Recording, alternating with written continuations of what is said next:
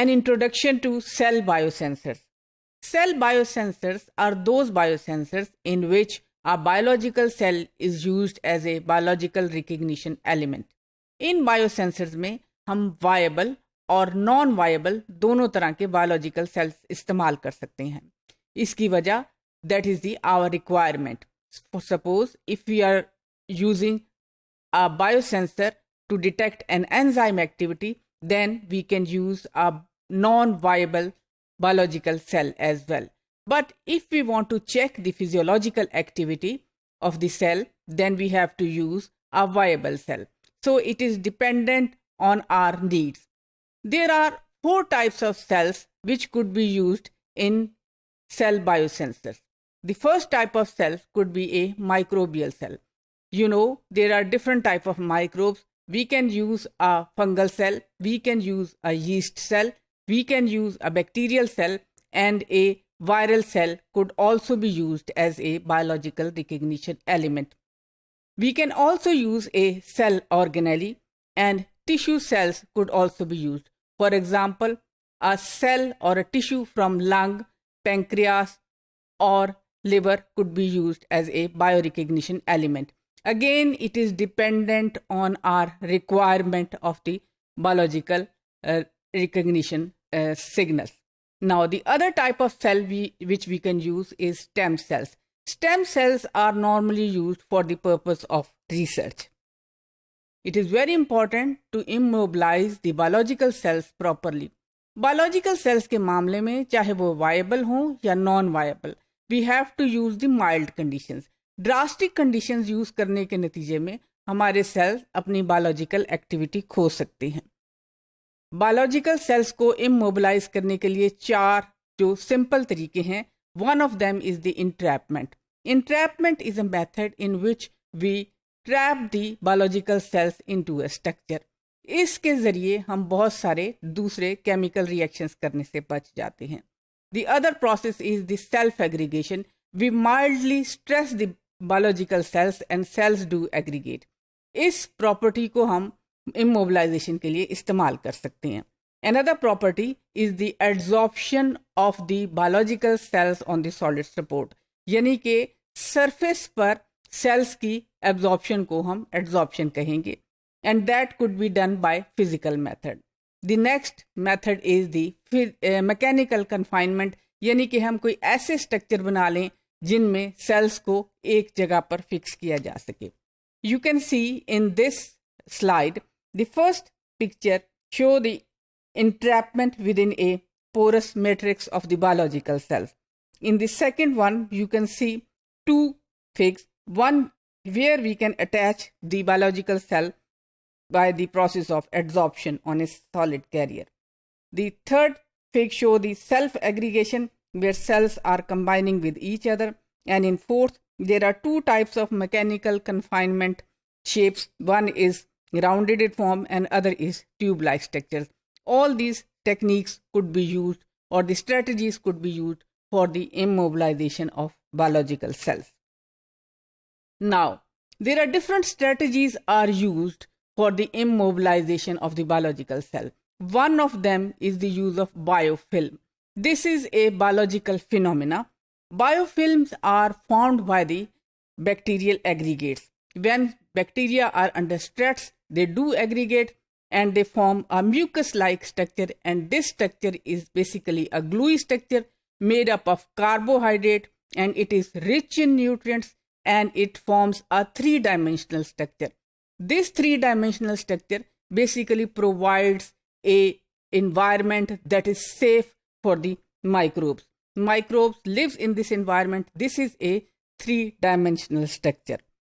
You can see in this slide that the E. coli cells produce a biofilm, and this biofilm provides a protective environment for these E. coli cells. E. coli cells have got 2 important structures. One is villi and other is flagella. These 2 structures help the E. coli cells to attach to the mucus and live in this protective environment. Now, the other thing which we can do for the immobilization of biological cells is the immobilization of biological cells on scaffold. Scaffold क्या है? Basically scaffold is a supporting structure. It is a nest. इस supporting structure में cells reside करते हैं. And we can successfully immobilize the cells in these scaffolds. Scaffolds could be made from different natural and synthetic polymers, and different techniques are used to synthesize different types of scaffold. You can see in this slide, a scaffold is fabricated by using thiolated methacrylamide chitosan and melamide streptovidin. After joining these two molecules, the biotinylated protein is cross-linked and the cells reside in this scaffold successfully. Now, another important technique, this is known as 3D printing of HeLa cells. I'll give you the example of 3D printing of HeLa cells. HeLa cells are basically immortal cancer cells, and they are used for a number of experimental studies. Culturing of cells in a Petri plate is two-dimensional printing. Now, what is three-dimensional printing? It is very interesting. It's just like printing a paper. We have a cartridge. In this cartridge, we fill the cartridge with the different matrix solutions and the cells. And these matrix print the scaffold. I will give you an example in which we have used three types of different protein. One is gelatin, one is alginate, and other is fibrin.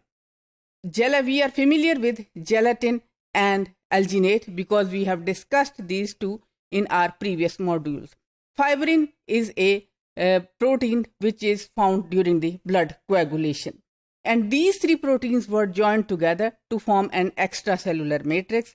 And in this matrix, HeLa cell lines were fixed. A 3D structure was produced, and this 3D structure mimics the physiological environment.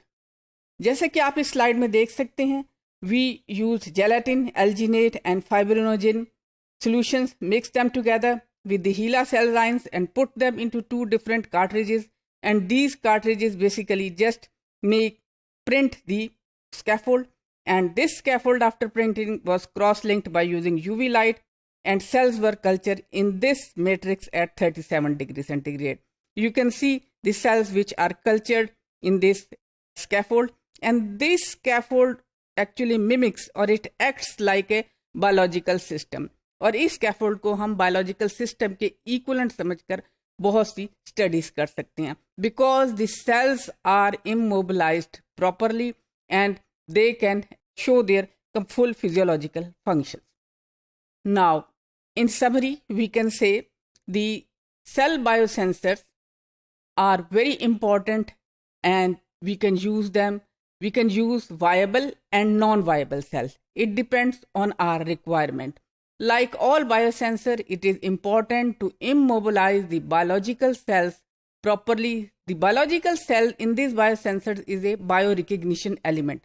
So it should be immobilized properly that we can get the desired activity from these biological cells. Successful immobilization is the first step in the fabrication or development of cell biosensors.